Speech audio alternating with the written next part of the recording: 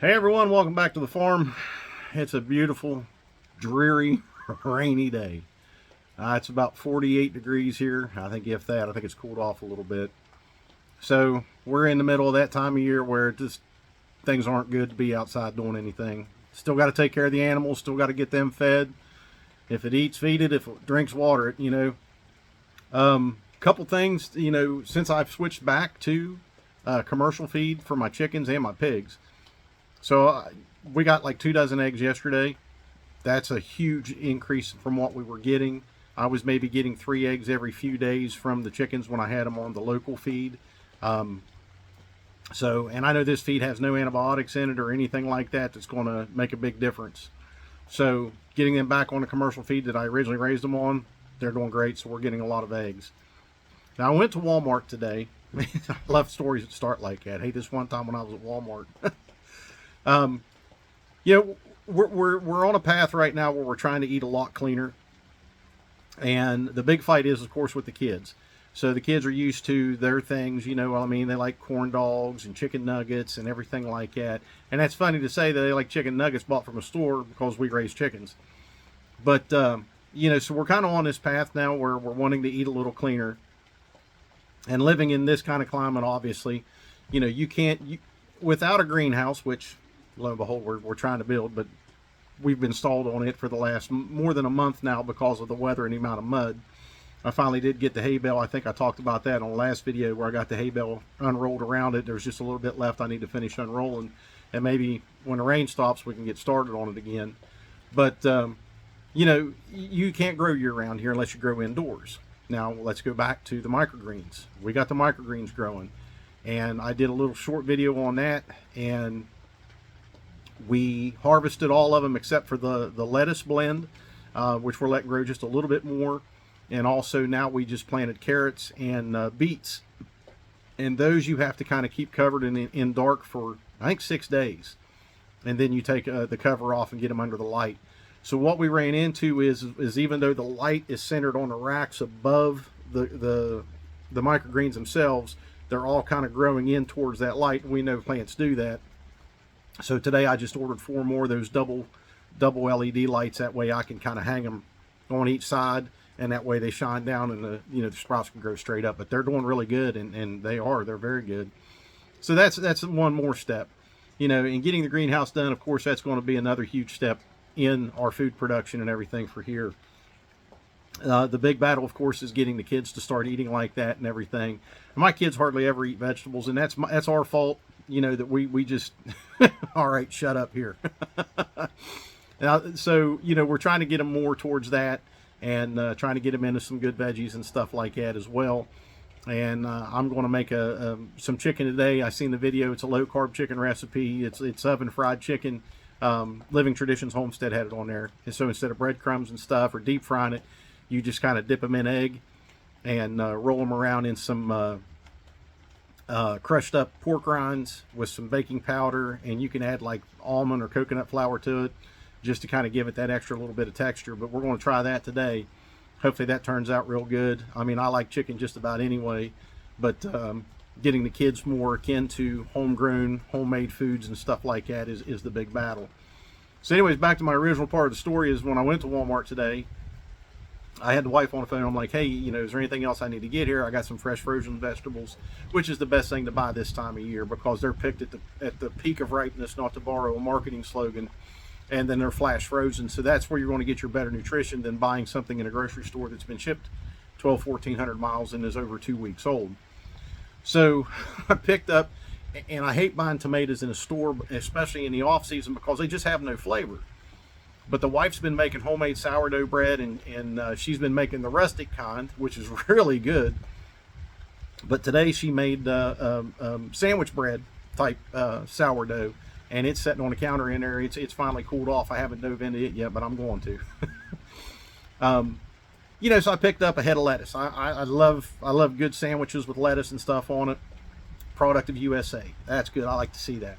And I walked over and I said, nothing better than lettuce and tomatoes and cheese and ham and stuff like that on a sandwich. And picked up the tomatoes, and product of Canada. So here we are in the middle of winter. Canada's growing tomatoes, but I can't find no tomatoes locally. or any USA tomatoes. So that was funny. And then butternut squash, which is typically a winter vegetable, product of Mexico. So I think we need to do more for ourselves, and that's where we're heading towards now, is being able to grow more for ourselves and less dependent on grocery stores. And I think more and more people need to do that. On the Patriot Ridge Farm Facebook page, I usually share a lot of articles and stuff like that. And it just had one on there. It was like 25 vegetables you can grow in 5-gallon buckets. And I'll tell the story again. As a friend of mine, when he just moved back here from Florida a couple years ago, he's like, man, he said, I living in a garage apartment. He said, I don't even have a yard I can plant anything in. He said, I got a little deck out back. And I'm like, dude, use 5-gallon buckets.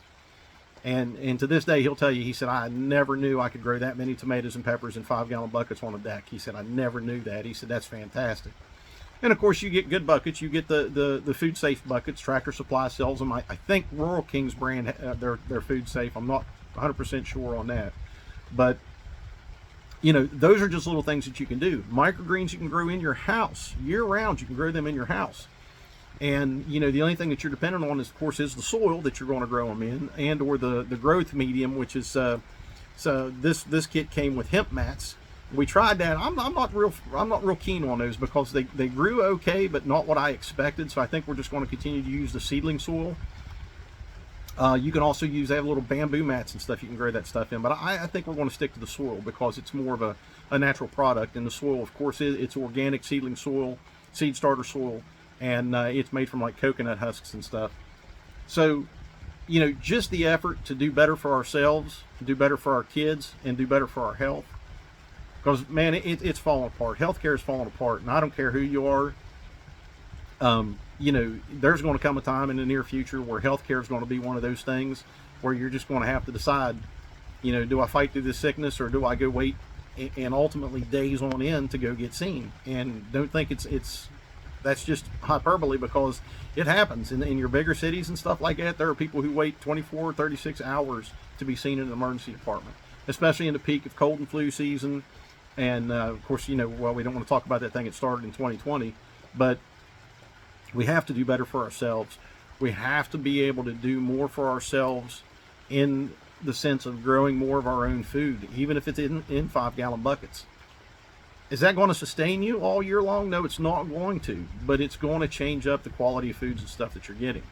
And, I always joke with my friends. I said, well, when I retire from from my job, I'm kind of bound by the Brady Bill, because I work for the federal government. I said, when I retire from my job, I'm going to run for governor. And I say that jokingly, and people's like, dude, do it. I'll vote for you. I'll form a PAC. We'll do all this stuff for you. So I don't know, that's something in the future, and this is not a campaign, so don't take it that way. But there's so much stuff wasted right now. They just released, I think, here in West Virginia. Now, if you haven't paid attention to the news, you've seen all the stuff with the electric vehicles out west, where they were all just stranded. They couldn't charge them. They wouldn't run. They wouldn't do anything because of the cold weather. And we had that same cold weather here. We had 8 inches of snow. It was down in the single digits and in the teens. And, we had those good 15, 25 mile an hour winds going on, which made it a lot colder. And there's people around here that have electric vehicles, and God bless them. That's what you want. You want to spend your money on, that's fine. But you also see where Ford has pretty much given up. GM has given up the whole EV line. So it's not a good sustainable option. It's not a good reliable option. And, I looked at the state here. They just, it says over $30 million or $42 million or something like that they're going to invest in EV charging stations and stuff throughout the state. And I'm thinking, man, how many roads can you fix for that? How much infrastructure upgrade can you do for that kind of money? And somebody was on there commenting, and they tried to run for political office before, and they commented and said, well, that money comes from other places. And that's money that's, it's earmarked from other places. It's earmarked from our taxes. I don't care if it's a grant, special funding, or whatever. The money that we spent getting our well drilled and building our greenhouse, they reimburse us for the well so far, because we're not done with the greenhouse. That money comes from taxes. That's all money given to the USDA from tax dollars. So, we pay for it up front. They reimburse us the money. It comes from taxes. Why not use this money for better purposes? There's so much land in West Virginia that can be readily used for food production. It's like 95 or 85% of West Virginia's agriculture is cattle.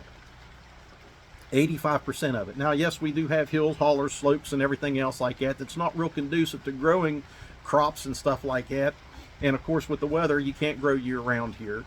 But I would actually, if I was in a position of decision making, I would say, let's invest in this.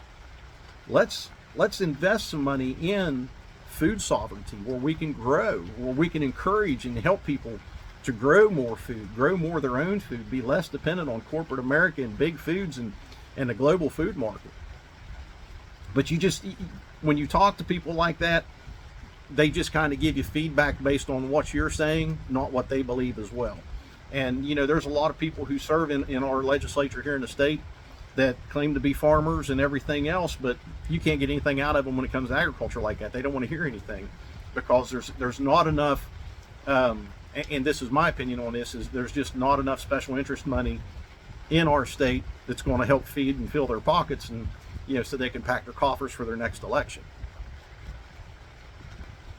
So on top of that, if you look at the funding and stuff, like there was just a report out where they have actually taken money from the federal government has taken money from the VA's budget, from the VA, the Veterans Affairs, taking money from their budget, which helps provide care for veterans, and giving it to illegal immigrants, for programs for illegal immigrants and stuff. And the border's wide open. If you haven't paid attention, God bless Texas. Go brothers, we're standing here with you.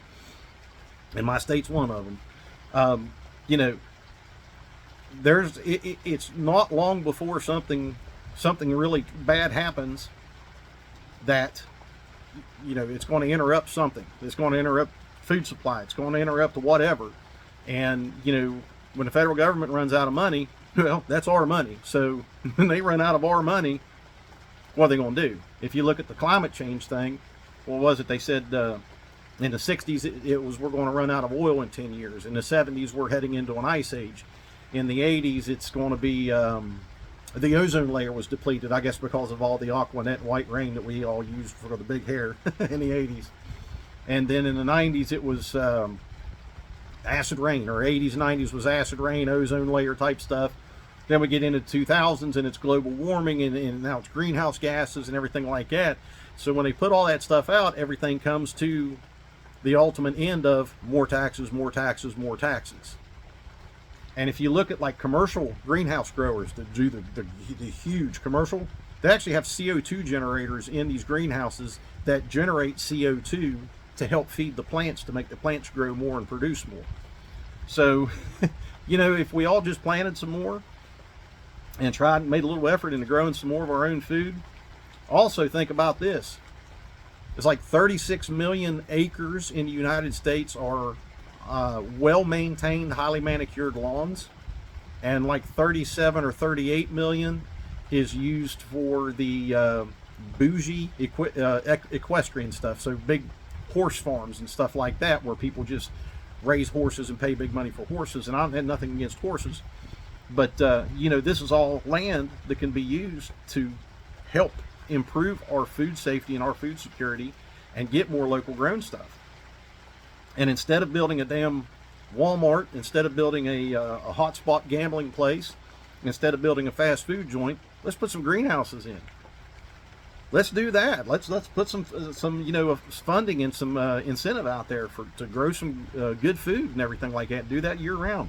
Man, you can get into aquaponics, you can get into hydroponics, you can get into tower garden growing stuff. You can do all that kind of stuff, and you can actually improve the health of your population. You can improve your own health. You can cut healthcare costs. When you improve health, guess what? You cut healthcare costs. And something like 85 to 90% of U.S. healthcare, all that money is spent on chronic conditions: obesity, high blood pressure, heart disease, diabetes, everything all across the board there. Like somewhere in the realm of 90% of our healthcare budget is spent on chronic diseases. So stop eating food out of the daggone box.